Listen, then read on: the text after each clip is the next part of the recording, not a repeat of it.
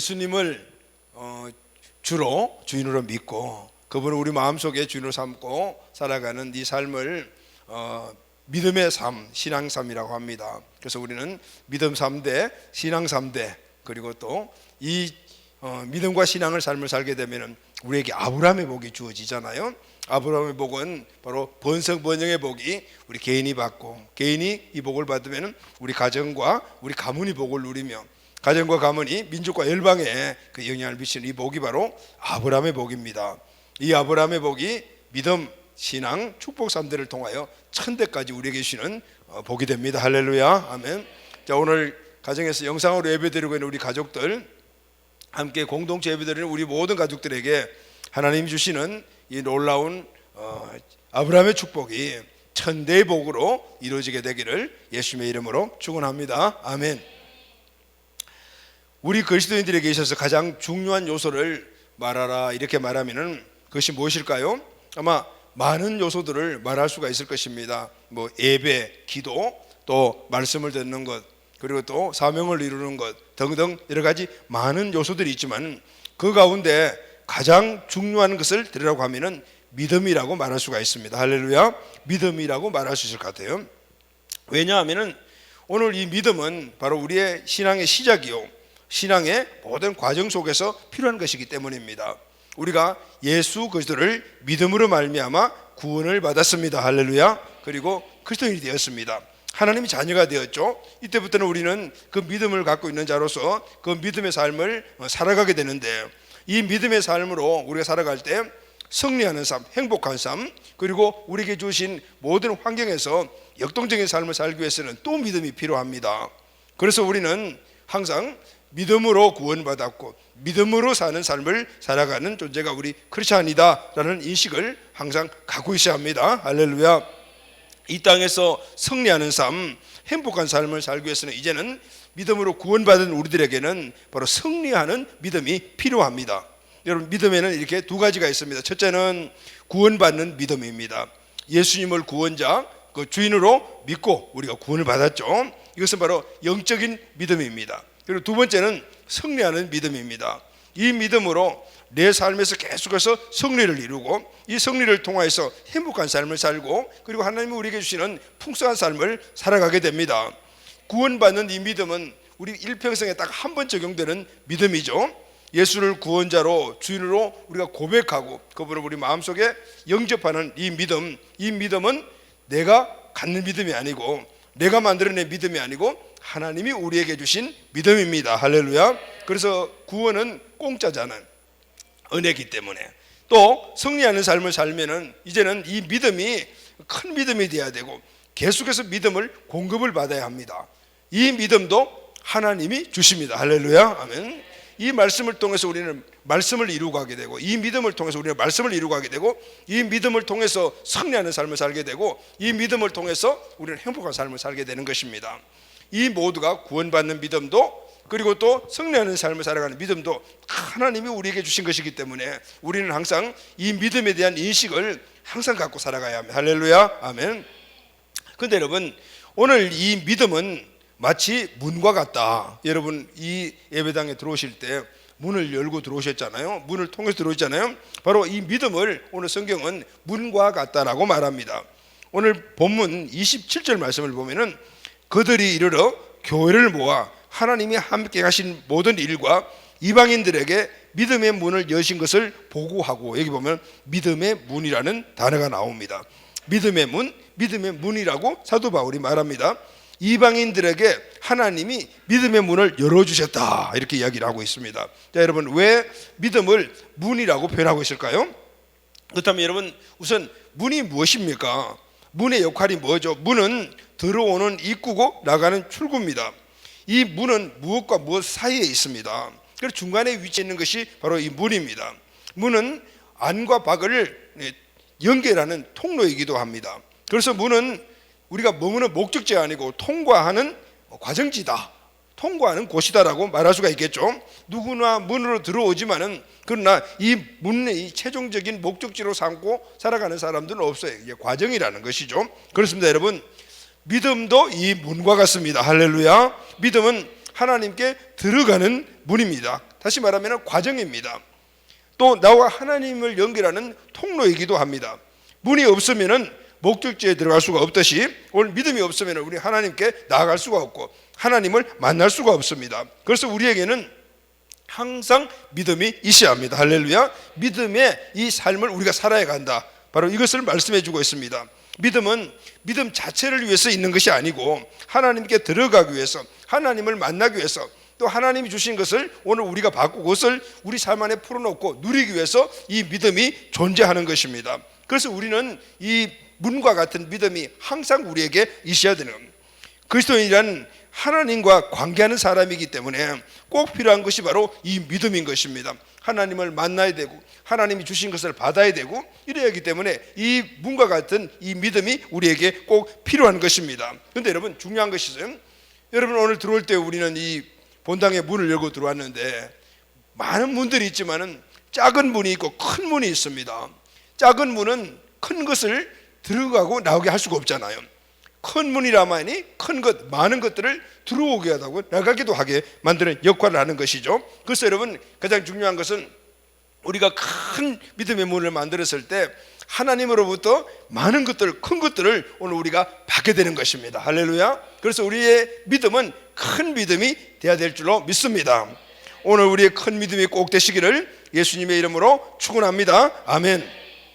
자, 오늘 본문 말씀의 배경을 우리가 먼저 한번 보도록 하겠습니다. 그래야만이 우리가 갖고 있는 믿음이 큰 믿음이 어떻게 하면 되는가, 그리고 이 믿음을 우리가 어떻게 사용할 수 있는가를 알 수가 있습니다. 자, 오늘 본문 말씀 배경을 보면은 이 본문 말씀은 우리가 잘 알고 있는 사도 바울의 1차 전도 여행 중에 일어난 사건입니다. 주 46년에서 48년 사이에 예수님이 이제 태어나신 이후에 48년 사이에 그런 일어난 일들이죠. 바울과 바나바 일행은 안디옥에서 1차 전도여행을 출발합니다. 우리가 안디옥 교회에 대해서 많이 그동안 배웠잖아요. 이곳에서 이제 성령께서 바울과 바나바를 선교사로 파송하라고 그렇게 말씀을 하셨잖아요. 그래서 이 두 사람이 이제 선교 여행을 시작을 합니다. 첫 번째 3차에 걸쳐서 선교 여행을 했는데 오늘 본문은 제1차 선교 여행 가운데 일어난 일이죠. 지금 키프로스 섬 이것을 지나가지고 터키 남쪽인 버가의 상륙에서 이제 육지로 올라가죠.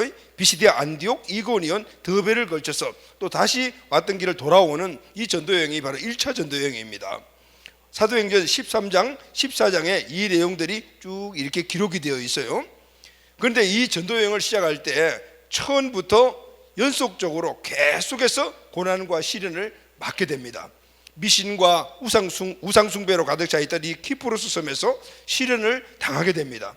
마술사 엘루마라는 사람이 강력하게 대적을 해와요. 그런데 바울 일행은 하나님의 능력으로 승리를 하고 이제 육지를 해서 버가로 올라가 비시디아 안디옥이라는 곳 도착을 합니다. 여기도 이제 안디옥이라는 말이 나오는데 안디옥은 성경에 두 곳이 나와요. 수리아 안디옥과 비시디아 안디옥이 나오는데 이 수리아 안디옥은 원래 사울과 바나바가 목회했던 곳이에요. 출발했던 곳이고 이 비시디아 안디옥은 이 터키의 중부 지방, 그러니까 가운데 지방에서 가운데 있는 그런 지역이에요. 이제 그곳에 가게 되었습니다.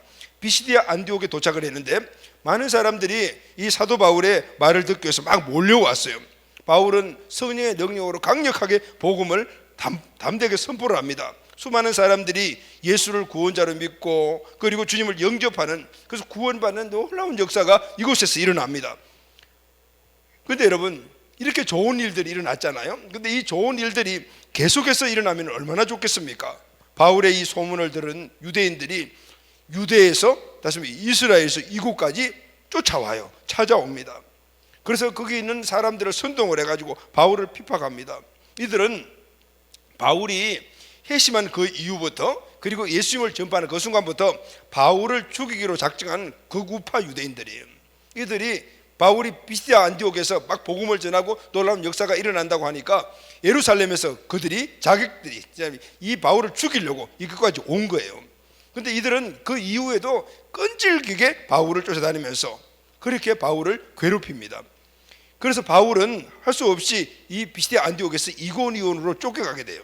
그런데 이곳에서는 더 엄청난 박해가 또 일어납니다. 이들이 이까지 또 쫓아왔어요. 사도행전 14장 5절에 보니까 이방인과 유대인과 그 관리들이 두 사도를 모욕하여 돌로 치려고 들거든. 이곳까지 온 이들이, 유대인들이 이방인들을 선동하고 관리들을 막 선동을 해가지고 두 사도에게 돌로 가지고 치료하니까, 그래서 이들은 다시 할 수 없이 이고니에 머물 수가 없어가지고 루스드라라는 곳으로 다시 옮기게 되어요. 자, 여러분, 바울은 언제부터 이런 고난을 당했습니까? 언제부터 시작이 되었죠? 전도 여행을 시작할 때부터였어요. 그리고 죽는 날까지 계속이 됩니다. 여러분, 성경을 보면서 저도 처음에는 그런 생각을 했습니다. 아니, 어떻게 이런 일들이 일어날까? 잠시 한 두 번 정도 그렇게 고난을 받는다라면은, 시련이 있다라면은 그것까지는 이해가 되는데, 이 사도 바울의 전체적인 이 삶을 보게 되면은 시작하는 그 순간부터 제가 끝까지 계속 고난을 당합니다. 고난 없이 하나님 일을 할 수 없는가? 고난을 피할 수 없는가? 시련 없이 하나님 일을 할 수 있는 방법은 없는가?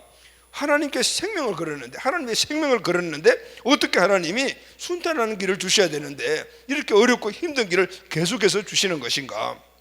아마 여러분들도 우리 인생의 삶을 살다 보면서 이런 생각을 한 적이 아마 한두 번 있을 것 같아요. 그런데 여러분, 오늘 이 바울이 하나님께 주신 사명을 감당하면서 최선을 다해서 하는 현장들마다 수십 많은 시련들이 났고, 이 거국파 유대인들은 끝까지 따라와서 이들을 괴롭혔어요. 바울 일행이 비시디아에서 다시 루스드라로 왔어요.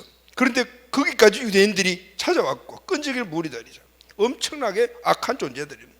지금도 오늘 하나님을 믿고 그리고 하나님의 영광을 위해서 그게 우선순위로 살고 나가면 끊임없이 대적들이 일어나고 있어요. 지금도 이런 끈질긴 악한 자들이 계속해서 일어나 하나님 나라가 확장되어 나가는 것을 방해하는 것들을 우리가 얼마든지 볼 수가 있다.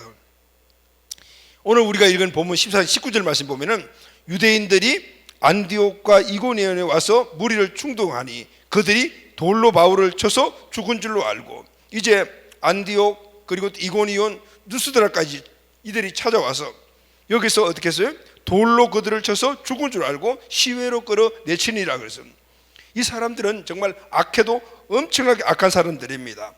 보통 사람들은 종교가 좀 다르고 또 서로 마음이 좀 잘 맞지 않고 그런 상태들이 있다 하더라도 그 사람이 떠나버리게 되면은 어떻게 해요? 잊어버리는 것이 상식적이잖아요.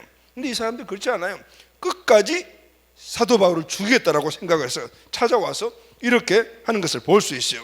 그런데 이들은 거국파 유대인들이잖아요. 안디옥까지 이고니온까지 찾아왔어요. 그리고 루스드라까지 따라왔어요. 원정 도박이나 뭐 원정 출산 이런 이야기는 우리가 가끔 듣는 이야기인데, 이들이 쉽게 말하면 원정 피팍, 원정 자살, 암살단 이렇게 이야기를 할 수가 있는 것이죠. 이고니온에서 루스드라까지가 약 45km가 됩니다. 그리고 비시디아 안디옥에서 루스드라까지는 170km가 돼요. 그러면은 서울에서 대전까지, 대전보다 좀 더 가요. 한 옥천까지 가는 그런 거리입니다. 여러분, 지금은 교통이 많이 발달됐으니까 그 정도 거리는 별거 아니잖아요. 그런데 그 당시는 그렇지 않습니다. 그리고 특기는 산이 엄청 높아요. 어느 한 지역을 가려면 꼭 산벽을 넘어가야 돼요. 그 높은 산을 걸어서 수백 킬로를 걸어가지고 바울을 죽이려고 끝까지 따라왔다. 얼마나 악심을 품었으면 그 먼 곳을 걸어서 바울을 꼭 죽이겠다고 그렇게 찾아다녔을까요? 자, 근데 여러분, 이들이 행했던 결과가 어떻게 되었습니까? 바울은 그들에게 돌에 맞아서 죽게 됩니다. 19절 말씀을 보면은 바울이 죽은 줄 알고 라고 기록을 하고 있잖아요. 그래서 많은 분들이 바울이 죽은 게 아니다, 돌에 맞아가지고 잠시 기절했던 것이다, 이렇게 말씀하시는 분들이 있어요. 그런데 성경에 보면은 바울이 죽은 줄 알고로 기록하고 있는데, 이 원어, 헬라어 원어를 보게 되면은 알고라고 번역된 이 노미존 테스라는 이 말의 원형이 노미존인데, 이 노미존은 경험상 아는 것이라는 뜻이에요. 경험해봐서 아는 것 이런 뜻이거든요. 즉 죽은 것을 확인했다라는 거예요. 그냥 기절한 게 아니고 죽었나 안 죽었나 확인을 해보니까 진짜 죽었다라는 것을 확인했다라는 의미가 이 단어에 포함이 되어 있습니다. 폭도들은 바울이 죽은 것을 확인하고 성 밖에다가 갖다 버렸다, 시체를 버렸다, 그 말이에요. 그리고 20절에 보면은 이 서성에 시체가 성 밖으로 이렇게 버려지니까 이제 제자들이 거기에 모였죠. 모여가지고 제자들이 보았어요. 20절에 보니까 제자들이 쭉 둘러섰는데 바울이 일어나 그러죠. 바울이 일어나. 엄청 놀랐을 것 같아요.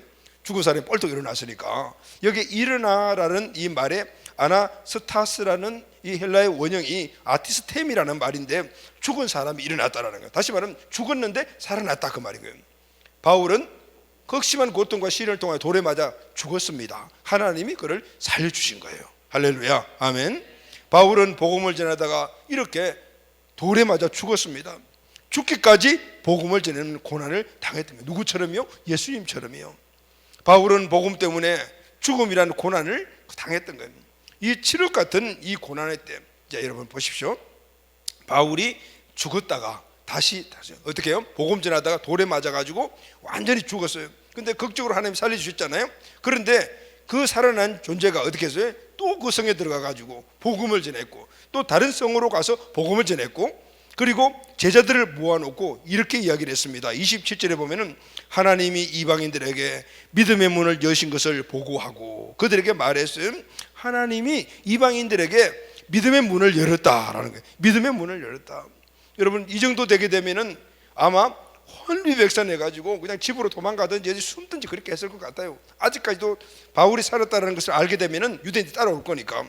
그런데 그는 도망하지 않았습니다. 회피하지 않았습니다.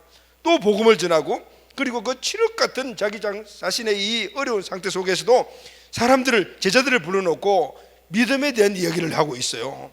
왜 사도 바울은 이런 고난의 한가운데서 제자들에게 다른 이야기 할 수 있을 것인데 믿음을 말하고 있는 것일까요? 그 이유가 뭘까요? 믿음이 그만큼 중요하기 때문에. 할렐루야. 믿음이 최고로 중요하기 때문에, 죽음과도 맞바꿀 수 있는 것이 믿음이 있다는 것을 체험했기 때문에 제자들에게 믿음에 대한 부분을 이야기를 하고 있습니다. 다시 말하면 세상을 살아가는 어떤 환난, 어떤 어려움이 오더라도 이것을 이길 수 있는 것은 믿음이다라는 것을 그들에게 가르치고 있는 것입니다. 삶에 승리할 수 있는 힘은 믿음이다라는 것을 말씀하고 있는 것입니다.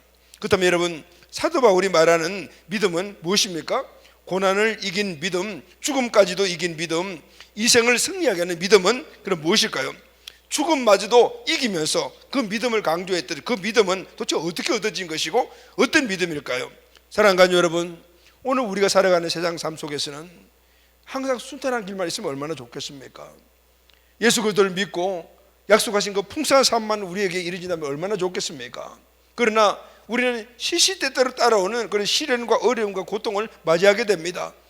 이런 어려움들을 맞이했을 때 오늘 우리는 어떤 태도를 가지고 이 시련과 고통을 맞닥뜨리면서 살아가야 될 것인가?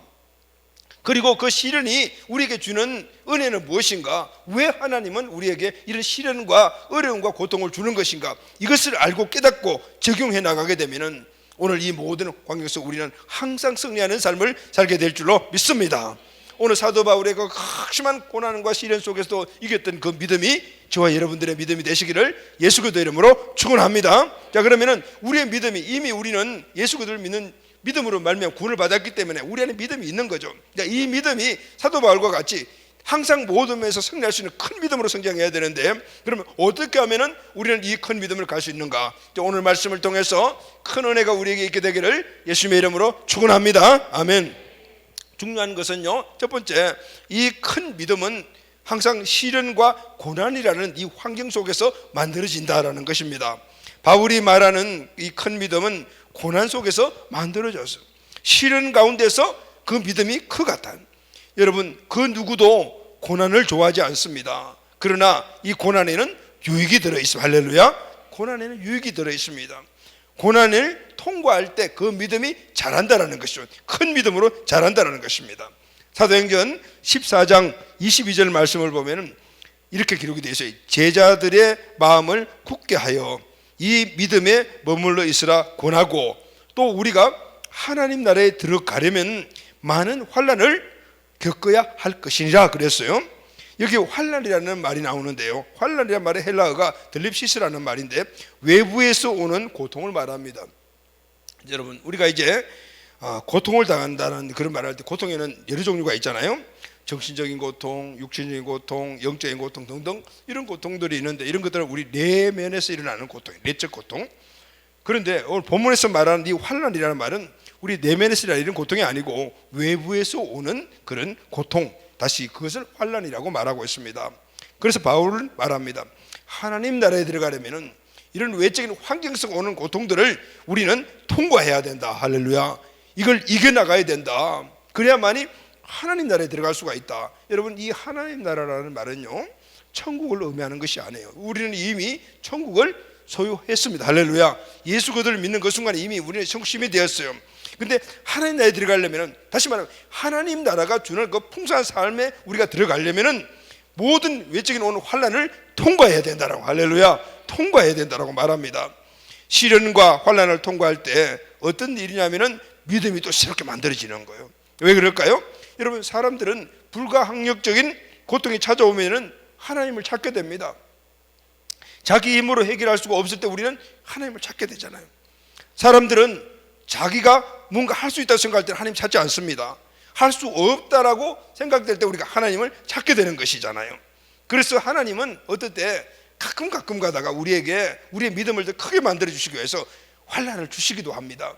나는 그거 싫어요. 여러분, 나는 그 환난 싫어요. 이렇게 생각하시는 분이 계시겠지만 하나님은 오늘 우리에게 주시는 축복은 무한대인 줄로 믿습니다. 아멘. 그런데 이 무한대의 축복을 받으려면 우리의 믿음이 완전해야 돼요. 무한해야 돼요. 그러니까 하나님은 오늘 우리에게 믿음을 크게 만들어 주시고 그 분량에 맞는 은혜와 축복을 부어주시기 위한, 할렐루야. 그래서 어떤 때는 우리에게 일부러 환난을 주실 때도 있다, 그 말인 거예요. 그래서 여러분, 우리는 환난을 대하는 이 태도와 관점을 달리해야 되는 것입니다. 자, 여러분 한번 보십시오. 우리의 삶을 한번 돌이켜보면 우리의 믿음이 언제 가장 큰 믿음이었죠? 언제 강력했습니까? 언제 하나님과 가장 밀접한 관계를 가졌습니까? 두말할 것도 없이 어려움과 시련을 당할 때였습니다. 저도 제 인생을 이렇게 쭉 돌아보면요, 가장 믿음이 좋아졌을 때, 늘 하나님과 교통했을 때, 하나님 앞에 나와 기도하고 그렇게 했던 때가 언제인가? 물질적인 고난, 정신적인 고난, 환경에서부터 오는 이런 고난일 때는 여지없이 하나님 앞에 나와서 무릎 꿇는 시간이 길어지더라고요. 가장 많이 하나님을 찾았습니다. 사랑하는 가족 여러분, 누가 언제 인생에서 불쑥불쑥 찾아오는 이 환난을 막을 수가 있겠습니까? 아무도 막을 수가 없습니다. 그러나 이 고난에는 유익이 있다, 하나님을 의지하게 하는 유일한 기회구나, 이 사실을 알게 될 때는 우리는 그것을 이기며 돌파해 나가며 더 하나님과 온전한 관계를 만들어가게 됩니다. 할렐루야. 이것이 고난이 우리에게 주는 하나님을 찾는 바로 믿음을 증가시키는 그런 바로 유익이라는 것이죠. 사무엘상에서 사무엘하까지 다윗의 이야기, 우리가 잘 알고 있는 다윗의 이야기가 쭉 기록이 되어 있지 않습니까? 대부분 배경이 이 광야입니다. 그 많은 그 말씀 가운데서 배경들을 보게 되면 대부분이 광야의 그 다윗의 삶이 줄거리예요. 다윗이 사울을 피해서 숨었던 동굴 이야기만 4번 나옵니다. 다윗이 사울에게 죽을 뻔한 이야기가 6번 나옵니다. 시편 150편 가운데 3분의 1이 다윗이 광야에서 체험한 이 고난을 배경으로 한 내용들입니다. 왜 이렇게 하나님은 다윗을 오랫동안 광야에 두셨을까요? 다윗이 미워서서 그 광야를 보냈을까요? 아닙니다. 딱 한 가지입니다. 하나님을 의지하는 법, 하나님을 의지하는 게 뭐죠? 믿음이잖아요. 하나님을 신뢰하는 법, 그것도 완전히 신뢰하는 법을 배우는데 최고로 적합한 장소가 광야이기 때문이었어요. 믿음 때문에 광야로 보낸 것. 시편의 수많은 고백은 바로 광야에서 하나님을 의지하는 고백이었던 것을 우리가 볼 수가 있습니다. 결과가 어떻게 됐습니까? 그 시련의 과정을 잘 통과한 다윗은 드디어 왕이 되었습니다. 그것도 그냥 한 반쪽짜리 왕이 아니고 이스라엘 전체를 통과하는 그런 통일 왕국의 왕이 되었습니다. 막강한 영향력을 갖게 되었고, 그리고 하나님이 그에게 은혜와 축복을 주셔서 그의 영향력이 중건동 지방을 완전히 장악하는 그 대국들이 조공을 바치는 강원도 크기만한 조그마한 나라가 그렇게 막강한 영향을 갖는 나라로 바꿔주신 거예요. 나라가 안정되고 다윗의 모든 삶도 평안해졌습니다. 이 평안한 시기에 이 궁전에서 2가지 일이 발생을 해요. 첫째는 다윗이 바세바를 범하는 사건입니다. 두 번째는 그의 아들 압살롬이 반역하는 사건이 일어납니다. 다윗이 광야 생활에서 어렵고 힘든 시련 속에서는 하나님께 범죄했다는 기록이 없습니다. 그러나 하나님 주신 축복이 꽉 차해지고 평안해지고 안정이 왔을 때 그때 다윗은 하나님께 범죄합니다. 그 중에서 바세바 사건은 다윗을 완전히 결정적으로 망하게 만드는 원인이 되어버립니다. 여러분, 편할 때 우리가 하나님을 잘 섬길 수 있는 것은 최고의 축복인 줄로 믿습니다. 할렐루야. 우리는 그래서 항상 이 성경을 보면서 하나님이 주신 순탄한 때, 평안할 때, 평강할 때 하나님을 더욱더 열심히 섬길 수 있는 온전한 믿음이 되어야 합니다. 할렐루야. 아멘. 그렇지 못하는 경우가 우리에게는 너무나 많은 거예요. 결국 하나님을 의지하는 믿음의 문제다. 우리가 평안할 때 더욱더 깨어있어야 될 줄로 믿습니다. 아멘. 여러분, 세계 3대 종교가 다 광야에서 나가는 걸 우리 아시잖아요. 유대교는 모세를 통해서 신의 광야에서 만들어졌고, 기독교는 세례요한 예수님을 통해서 유대 광야에서 나왔어요. 이슬람 모하메스를 통해서 아라비아 광야에서 나왔습니다. 광야는 고난을 상징합니다. 그런데 거기서 다 믿음들이 나왔다. 광야는 믿음을 크게 만드는 것이고 우리의 믿음을 새롭게 만드는 것이 바로 광야라는 것이죠. 사랑하는 가족 여러분, 오늘 이 사실을 안다면 광야는 두렵지 않습니다. 할렐루야. 아멘. 광야는 통과해야 될 과정이다라는 믿음으로 통과해야 될 과정이라는 사실. 광야를 두려워하지 말고 더 큰 믿음으로 나아갈 수 있는 강력한 그런 우리 온 공동체 가족들이 되시기를 예수님의 이름으로 축복합니다. 아멘. 자, 그럼 여러분, 믿음은 광야에서 큰 믿음으로 만들어지는데 그러면은 어떻게 만들어지는가? 그냥 광야에 있다라고 만들어지는가? 아니에요. 하나님의 말씀을 순종함으로 믿음은 커가게 됩니다. 1차 전도여행에서 바울은 이고니온과 루스드에서 엄청난 고난을 당했죠. 박해를 당하고 돌에 맞고 쫓겨났습니다. 이런 고난은 바울과 그 일행으로 하여금 더 하나님을 의지하게 만들었습니다. 그들의 믿음이 더 자랐습니다. 그런데 우리가 알아야 할 것이 있습니다. 고난이라는 그 자체가, 광야라는 그 자체가 자동적으로 우리를 큰 믿음으로 만드는 것이 아니에요. 여러분, 이런 순서가 있습니다. 하나님의 백성이라면 누구나 그 고난을 당하면 하나님을 찾게 되죠. 새벽기도 안 나오시는 분들이 새벽기도 나오면은 무슨 문제 생긴가? 이런 생각이 딱 들어요. 왜냐하면 평소에 안 하던 그런 신앙의 활동을 하게 되면은 뭔가 원인이 있다 그 말이죠. 그렇지 않고도 늘 새벽기도 하는 것이 우리에게 큰 힘이에요. 할렐루야. 아멘. 그런데 우리가 어려움을 당하게 되면은 안 하던 새벽기도 하게 되고 하나님께 기도해야 되고 예배도 열심히 나오게 되고 그렇게 되어요. 자, 그럴 때 우리는 하나님으로부터 음성을 듣습니다.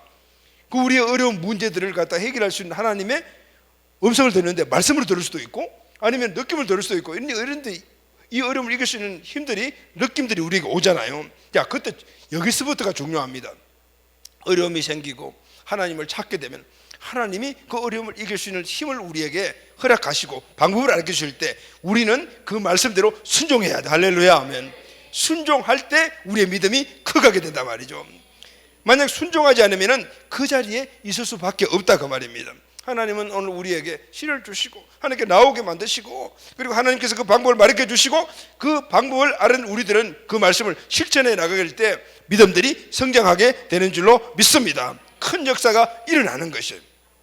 사도행전 14장 8절에서 10절 말씀을 보게 되면은 나면서부터 안전병이 된 사람이 나오는데 이 고침받은 이야기가 나와요. 8절 10절 14장 8절 10절 보면은 이 루스드라에, 다시 말하면 이 루스드라에 바울이 복음을 전하러 가니까 그 루스드라에 발을 쓰지 못하는 한 사람이 앉아 있는데 나면서 걷지 못하게 돼요. 다시 말하면 이 사람도 미문에 앉은 안전병이 똑같은 거예요. 날 때부터 걷지 못하는 사람이에요. 걸어본 적이 없는 자라. 그러니까 전혀 모든 삶 속이 불가능한 그 운명적인 삶을 가지고 태어난 사람이에요. 그런데 바울이 말하는 것을 듣거늘 바울이 주목하여 구원받을 만한 믿음이 그에게 있는 것을 보고 큰 소리로 이르되 내 발로 바로 일어서라 하니 그 사람이 일어나 걷는지라. 할렐루야. 그 안진병이를 바울이 보았어요.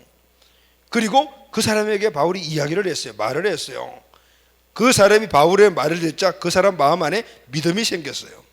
믿음이 생긴 것을 바울이 봤어요. 그래서 큰 소리로 내 발로 바로 일어서라 하니 나면서부터 한 번도 걷지 못했던 이 안진병가 일어나 걷는 기적이 일어났다. 여러분, 여기 이 사건 안에 오늘 우리의 믿음을 크게 만드는 원리가 들어 있습니다. 자, 들었다라는 말이 나오죠. 뭘 들었습니까? 바울이 말하는 것을 안진병이가 들었다 말이에요. 들었다. 이 들었다라는 말은 듣다의 비완료 과거로서 단지 그냥 듣는 소리로 듣는 그런 행위만을 말하는 것이 아니에요. 들어온 내용을 잘 내 마음속에 이해하고 수용했다라는 뜻을 갖고 있어요. 귀로만 들은 것이 아니고 마음으로 들었다. 다시 말하면 그 말씀을 내 말씀으로 받았다 그래요. 남에서부터 걷지 못한 이 사람은 인생 역전의 이 기회를 놓치지 않고 그 말씀을 집중해서 들었어요. 자, 그럼 여러분 무엇을 들었을까요? 바울이 그 사람에게 무슨 이야기를 했을까요? 내용이 나와 있지 않아요. 그러나 사도 바울이 오늘 루스드라와 등등 이 지금 1차 전도에서 전한 말씀들을 보게 되면 사도행전 14장 10장 쭉 나오는 말씀들을 보게 되면 그가 전하는 말씀이 이런 거예요. 하나님의 말씀, 진리의 말씀, 주님의 가르침, 율법과 선지자 이렇게 나와 이런 단어들이 나오는데 여러분 하나님의 말씀이에요. 여러분 하나님의 말씀의 결론이 뭐죠? 예수 그리스도예요. 할렐루야 아멘. 진리의 말씀, 진리가 누구시죠? 예수님 아멘. 주님의 가르침, 주님의 가르침이 누구죠? 예수님의 가르침이시죠. 율법과 선지자가 뭐죠 여러분? 율법과 선지자는 모세 오경을 말하는데 이 모세 오경의 결론이 누구냐면은 예수님이십니다. 할렐루야 아멘. 다시 말하면은 복음을 가르친 거예요. 복음을 그에게 말한 거예요. 사도행전 13장 23절 말씀을 보면은 정확하게 나오는 말씀이 무엇인가 하면은 사도 바울은 사람들에게 예수는 구주라고 가르쳤어요. 구주. 예수님은 구주. 무슨 뜻이죠? 예수님은 구원자시요 우리의 주인이시다라는 거예요. 할렐루야 아멘. 오늘 이 말씀을 이 남에서부터 안진병이 된 사람이 들었어요. 예수님이 어떤 사람이라고? 예수님은 구원자다. 믿음이 생겼죠. 성령께서 그 마음을 막 타치하신 거예요. 그러니까 예수님은 내가 이 남에서부터 안진병이 됐지만 이렇게 세우실 구원자시구나. 아멘. 그분이 나를 이 능력으로 구원했다면 그분이 내 인생에 앞으로 내 인생을 책임질 주인이시면 내 인생은 쫙 펴지겠구나 알았단 말이죠. 할렐루야 아멘. 믿음이 생긴 거예요. 말씀을 듣고 믿음은 그리스도의 말씀을 들으면서 나며 이 말씀은 곧 예수 그리스도의 말씀으로서 오늘 우리의 인생의 삶에 믿음을 만들어 그 믿음을 현실화시키는 능력이 되는 줄로 믿습니다. 자 그렇다면 여러분 들음으로 받은 믿음은 어떻게 해서 믿음이 커가게 될까요? 어떻게 해서 기적을 일으키는 큰 믿음이 될까요? 오늘 우리 안에 믿음이 있지만은 기적을 일으키는 믿음이 아니 되고 그냥 예수님을 아는 정도의 믿음으로 머무는 사람들이 너무나 많이 있습니다. 그러나 우리의 믿음이 커서 우리 인생의 삶에 기적을 일으키는 믿음이 되어야 될 줄로 믿습니다. 신앙 성장에는 두 가지 요소가 있어요. 첫째, 말씀을 들어야 합니다. 할렐루야. 우리 믿음이 성장하려면 두 가지 요소. 첫째는 말씀을 들어야 합니다. 이 말씀은 하나님의 말씀입니다. 하나님의 말씀이니까 진리죠. 할렐루야. 진리죠. 하나님의 말씀을 들어야 합니다. 두 번째는 그 말씀을 듣고 듣는 데서 머무는 게 아니고 그 말씀을 따라 순종을 해야 합니다. 그때부터 오늘 이 말씀이 커지게 되는 거예요. 그리고 그 커진 말씀이 우리의 삶 안에서 믿음의 역사를 일으키는 것입니다. 아멘 아멘 아멘. 그래서 로마서 10장 10절 말씀을 보면은 믿음은 들으면서 나며 들음은 그리스도의 말씀이냐. 아멘. 그리스도의 말씀을 자꾸 들으면은 오늘 우리에게 어떻게 믿음이 생기는 거예요. 믿음이 발생하는 거죠. 바로 진리가 우리 안에 들어오게 되면은 그것이 우리 안에 믿음의 씨앗이 뿌려지는 거예요. 그걸 영어에서 보면은 영어는 믿음을 두 단어로 표현하자면 faith와 believe라고 해요. faith는 명사예요. believe는 동사잖아요. 믿음의 양면성을 이야기를 하는 거예요. 다시 말하면 진리, 하나님이 우리에게 주신 말씀은 faith입니다. 변하지 않는 진리잖아요. 중심, 그리고 딱 세워진 목적과 목표가 될 수 있는 건데 오늘 이 말씀은 그리스도의 말씀인 거죠. 하나님의 말씀이죠. 그런데 오늘 이 말씀이 우리 삶 가서 역사하는 믿음이 되려면은 이 말씀에 뭐가 돼야 돼? 빌리브가 돼야 돼요. 할렐루야. 빌리브가 돼야 되는 거예요. 다시 말해 동사로 바뀌어져야 돼요. 이 빌리브는 이 진리를 갖다가 내가 순종할 때 일어나는 믿음이에요. 할렐루야. 아멘. 그래서 히브리서 5장 8절 말씀을 보면은 그가 아들이시면서도 받으신 고난으로 순종함을 배웠나니 그랬죠. 그가 누구죠? 예수님. 예수님 하나님의 아들이잖아요. 그럼에도 불구하고 하나님이 주신 말씀에 어떻게 순종했다. 여러분 우리도 마찬가지입니다. 하나님이 우리에게 계신 이 진리의 말씀, 이 페이스, 이 믿음의 근거가 되는 이 말씀을 오늘 우리가 순종하여 어떻게 해요? 실천하게 되면은 오늘 우리 안에 역사가 일어나는 거예요. 할렐루야. 아멘. 그런데 여러분 이때 필요한 것이 있습니다. 필요한 것이 뭐냐면은 말씀을 듣고 배우고 마음에 새기고 순종할 때 크면 성장하는데 필요한 것은 인내하는 거예요. 오랜 훈련과 연단에 걸쳐서 큰 믿음으로 성장하는 거예요. 금방금방 순종이 안 됩니다. 왜냐하면 우리 안에 말씀을 100% 순종하게 만들지 못하게 만드는 많은 요소들이 우리에게 있는 거죠. 지적인 영역, 감정적인 영역, 우리의 태도에서 계속해서 그 말씀을 순종하지 못하도록 하는 그런 요소들이 있다. 끊어내고 또 나아가고 끊어내고 나아가는 이 과정을 통해서 오늘 우리는 온전한 믿음으로 성장하게 되는 줄로 믿습니다. 자, 아멘. 이제 마지막 세 번째는 여러분, 고난 가운데서 우리의 믿음이 생기죠. 하나님을 찾을 때 하나님 말씀 들려주시잖아요. 그리고 이 말씀을 우리가 순종할 때 이 말씀이 계속 커가죠. 그러면은 이제 이 순종한 이 믿음이 우리 삶을 변화시키는 말씀의 실존은 언제 일어날까요? 그것은 믿음을 선포할 때입니다. 할렐루야. 믿음을 선포할 때입니다. 큰 믿음이 선포되게 되면은 그 선포된 그 안에서 능력이 나타나는 거예요. 그 능력의 삶은, 그 능력은 내 삶을 변화시켜 버립니다. 바울이 보여준 믿음이 바로 이 믿음이었어요. 바울은 믿음의 고난의 과정을 걸치면서 점점 큰 믿음이 되었어요. 그런데 고난 중에서도 주님의 말씀을 순종함으로 점점 더 큰 믿음이 되었어요. 그래서 사도 바울의 이 모든 삶의 그 시련 가운데 있을 때도 사도 바울이 어떤 시련 가운데서도 포기하지 않은 것이 하나가 있습니다. 그것은 복음을 선포하는 거였어요. 누스드라에서 죽었죠. 하나님이 살려주셨죠. 그러면 집에 가든지 좀 쉬든지 해야 될 때 휴가를 가든지 아니었어요. 또 가서 복음을 전했어요. 왜 그랬을까요? 오늘 이 복음을 계속해서 선포하는 그 과정이 믿음을 더욱더 크게 만들며 내 삶의 모든 시련을 이길 수 있는 힘이 된다는 사실을 알았기 때문에. 할렐루야. 아멘.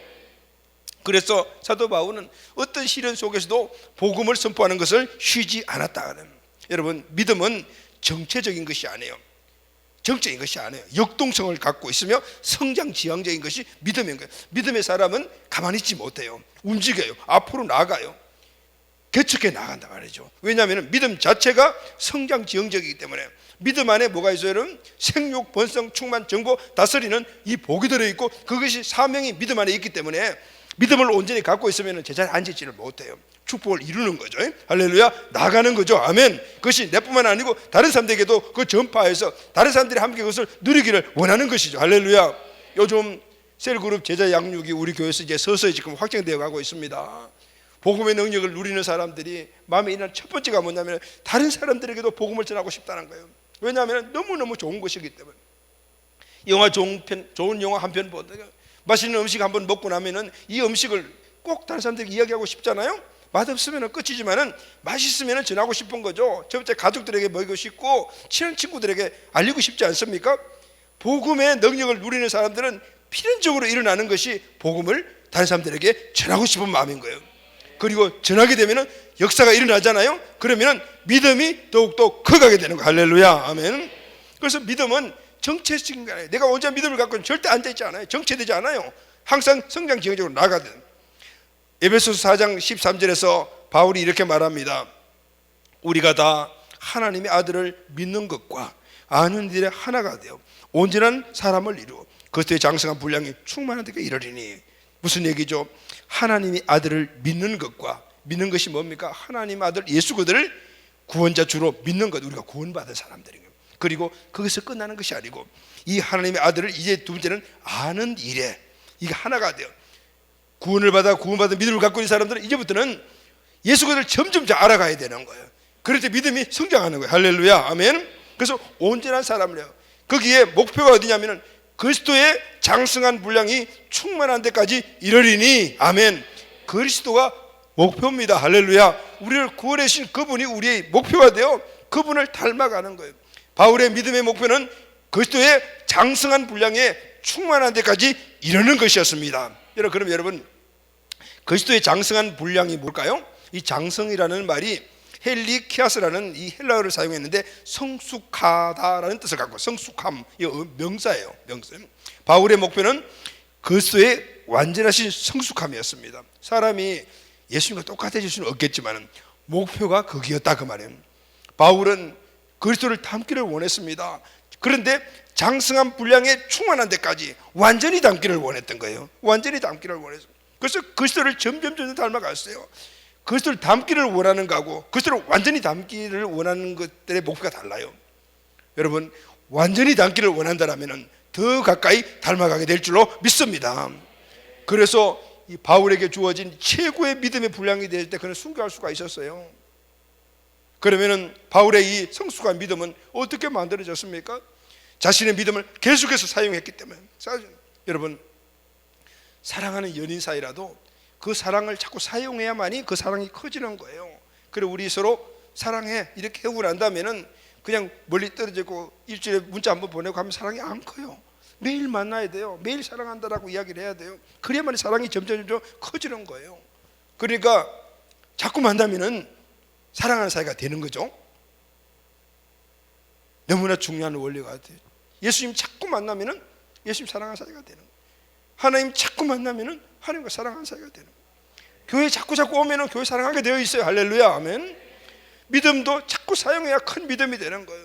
천하의 바울이라도 만약에 안디옥에 앉아서 성경만 연구하고 있다라면은 그는 위대한 순교자가 될 수가 없었을 것입니다. 바울은 로마서 10장 10절에서 이렇게 말합니다. 사람이 마음으로 믿어 의에 이르고 입으로 시인하여 구원에 이르느니라. 아멘. 이 말씀의 핵심이 시인입니다. 시인.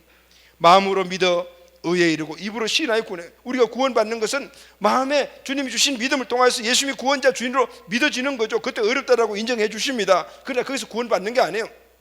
우리의 입으로 마음에 이 믿음으로 갖고 온 것을 시인하는 거예요. 예수님은 나의 구원자시고 예수님은 나의 주인이십니다. 그분이 내 마음속에 들어오셔야 합니다. 들어오십시오. 입으로 시인할 때 우리가 구원에 이르게 되는 것입니다. 할렐루야. 내가 수천 개의 진리를 알고 있어도 그 진리를 말할 때까지는 그 진리는 나의 소유가 아닌 거예요. 진리를 선포할 때 나의 것이 된다. 사람의 말에는요 두 가지 특징이 있습니다. 첫째, 믿는 대로 말하고, 할렐루야. 둘째는 말한 대로 되는 거예요. 아멘. 믿음은 반드시 말로 표현이 됩니다. 표현되는 말을 그대로 이루어집니다. 사랑하는 마음을 갖고 있으면 사랑한다라고 말하게 됩니다. 아멘. 사랑한다라고 말을 하면 더 사랑하게 됩니다. 또 사랑한다라고 얘기하면 더 점점 사랑하게 되는 거예요. 여러분 앞에 원수가 있다 하더라도 그 사람에게 사랑합니다, 사랑합니다, 사랑합니다 자꾸 이야기해 보시오. 그 원수를 사랑하게 되는 거예요. 아멘. 부끄러움을 이기지 못하여 말 한마디 못하는 사람들이 있어요. 그러나 한번 부끄러움을 이기게 되면 부끄러움은 사라지는 거예요. 또 이기게 되면 또 사라지는 거예요. 계속 이기면 사라지는 거예요. 주님을 붙잡고 나가게 되면 우리 안에 거절감이나 우리 안에 낮은 자존감은 없어지는 거예요. 할렐루야. 아멘. 우리가 실천하지 않기 때문에, 선포하지 않기 때문에 계속 그 안에 정체되어 있다고 말해요. 여러분, 그러면 누가 이 믿음의 말을 합니까? 아무나 말하는 것이 아니에요. 특별한 사람들이 믿음의 말을 하는 거예요. 시편 107편 2절에 보면은 여호와의 속량을 받은 자들은 이같이 말할지어다. 여호와께서 대적의 손에서 그들을 속량하사. 이제 다음 주부터 성구를 좀 띄우면서 좋은 거 사놓고 그냥 여러분들 내가 텍스트 읽으면 여러분들이 50%도 머리 안 들어오거든요. 그러니까 다음 주부터는 예배 진행하는데 나한테 성구 달라고 이야기하세요. 그러면은 꼭 필요한 성구 내가 주면은 꼭 띄워서 같이 보도록 해요. 할렐루야, 아멘. 여호와의 속량을 받은 자들은 이같이 말할지어다. 여호와께서 대적의 손에서 그들을 속량하사. 여기 보면 여호와의 속량을 받은 자들은 이렇게 말해라 라고 말합니다. 여호와의 속량을 받은 자가 누구죠? 속량 받은 자는 바로 구원받은 저와 우리들을 말씀하는 거예요. 속량이 무슨 뜻입니까? 대가를 지불하여 샀다. 자, 저와 여러분들은 예수님이라는 대가를 지불하시고 하나님의 자녀가 된 줄로 믿습니다. 아멘. 그러면 우리는 뭘 해야 되냐면은 속량 받은 자들은 이같이 말할지어다. 여호와께서 대적의 손에서 그들을 속량하사. 다시 말하게 되면 속량 받은 자들은 다른 속량 받지 않은 자들에게 여호와께서 당신을 대적의 손에서 속량하십니다라고 이야기하라는 거예요. 할렐루야 하면 누가 복음을 전파할 수 있습니까? 누가 믿음의 말을 할 수 있습니까? 속량 받은 자가 할 수 있어요. 아무나 할 수 있는 것이 아니에요. 이 속량 받은 자가 믿음의 말을 복음을 선포하게 되면은 하나님이 우리 믿음은 점점 크게 될 줄로 믿습니다. 아멘. 그래서 성령께서 초대교회 성도들에게 이렇게 말씀을 하셨습니다. 사도행전 5장 20절에 보면 가서 성전에서 이 생명의 말씀을 다 백성에 말해라. 네가 너희들이 들은 네 생명의 말씀을 너만 알고 있지 말고 성전에 가라. 거기 서서 그거 왔다 갔다 하는 모든 사람들에게 다 그 백성의 이 생명의 말씀을 선포하라고 말씀을 하신 겁니다. 여러분, 복음은 선포하라는 하나님의 명령입니다. 진리를 선포하면 능력이 나타납니다. 진리를 나만 알고 있으면 나만 살리지만 그러나 진리를 선포하면 다른 사람들이 살아나는 거예요. 할렐루야. 여러분, 오늘 우리 가정이 아브라함의 복이 내가 예수 그리스도를 믿으면 우리 가정과 자가족들 믿고 가문이 믿음의 가정이 되고 민족 열방에 영예적으로 세워지는 연애는 그냥 내가 예수 믿고 가만히 우리 집에서 혼자만 왔다 갔다 그렇게 신앙생활을 한다고 이루어지는 것이 아니에요. 오늘 내가 예수 그리스도를 믿고 구원받다면 이제는 집에 가서 누구에게? 우리 가족들에게, 어머니, 아버지, 자녀들에게 복음을 선언해야 돼. 할렐루야, 아멘. 그러면 역사가 일어납니다. 아멘. 믿음이 성장합니다. 아멘. 우리 가정이 믿음의 가문이 되는 거예요. 믿음의 가문이 될 때, 신앙의 삶을 살게 될 때 아브라함의 복이 우리 가정을 통하여 가문으로, 민족의 열방으로 흘러가게 되는 겁니다. 할렐루야, 아멘. 이것이 오늘 우리에게 주어진 공식이에요. 복음을 선포할 때는 진리는 나만 알고 있으면 다른 사람을 살리는 거예요. 그 진리는 선포할 때 다른 사람들이 일어나게 되는 거예요. 그때 내 믿음도 커가며 그 믿음에 따르는 하나님의 은총들이 우리의 모든 삶의 현장에서 말씀이 그대로 실제화되는 역사가 일어나게 되는 거예요. 할렐루야, 아멘. 큰 믿음의 사람들이 되시기를 예수님의 이름으로 축원합니다. 아멘. 자, 여러분, 오늘 말씀을 전체 요약해 봅시다. 믿음은 오늘 문이라고 표현하고 있습니다. 하나님께로 들어가는 문, 하나님의 축복을 가져오는 문, 이 바로 믿음입니다. 승리 있게 하는 님, 우리 가정의 행복, 우리 삶의 행복, 하나님께도 받아오는 것도 말이 믿음이 문이라는 겁니다. 우리의 믿음이 큰 문이 되기를 꼭 바랍니다. 우리의 삶이 승리하는 삶, 행복한 삶이 되시기를 주의 이름을 축원합니다. 자, 그러면 어떻게 우리는 큰 믿음이 됩니까? 시련과 고난의 과정을 통했을 때 우리의 믿음이 큰 믿음으로 자라게 됩니다. 그래서 여러분, 고난을 겁내지 마시고 맞닥뜨리고 부딪혀 나갑시다. 그리고 그 순간순간마다 그 고난의 환경 속에서 우리에게 주시는 하나님의 메시지를 듣고 순종해 나가야 됩니다. 인내하는 기간이 필요합니다. 담대하게 이 과정을 잘 통과하는 우리가 됩시다. 그리고 그것이 나에게 확신이 될 때는 이제는 선포하는 거예요. 우리 가정에 아브라함의 복이 이루어질지어다, 내 삶의 환경은 열릴지어다, 육신의 질병은 떠나갈지어다, 선포할 때 그 선포가 실제화되는 역사가 우리에게 일어나는 거예요. 아멘. 우리의 믿음의 문이 점점 성장하여 큰 믿음이 되어서 우리 삶에 하나님 주시는 놀라운 은혜의 축복들이 우리 모두에게 간증이 되는 우리가 되기를 바랍니다. 여러분, 요즘 삶의 환경들이 좀 어렵습니다. 코로나 바이러스, 또 그거로 인하여 여파에 일어나는 환경의 문제들, 직장, 사업, 그리고 또 우리 모든 환경에서 일어나는 여러 가지 많은 것들 종합을 해보게 되면 참 어려운 부분들이 많아요. 이 부분들은 어떻게 한 개인이 겪는 것이 아니고 우리 전체가 겪는 것이잖아요. 이럴 때 우리는 이 고난과 어려운 환경 속에 우리에게 주어지는 주님의 메시지가 무엇인가, 그것을 깨닫고 열심히 함께 협력하여 일을 나가게 될 때 하나님은 우리 믿음을 끈하게 세워주시어 더 큰 믿음과 축복의 단계로 우리를 인도하여 주실 줄로 믿습니다. 함께 기도하고 나아가 주의 뜻을 이루는 우리 공동체 가족, 완전하신 주님만 바라보고 나아가는 우리 다 되시기를 예수 그리스도의 이름으로 축복합니다. 아멘.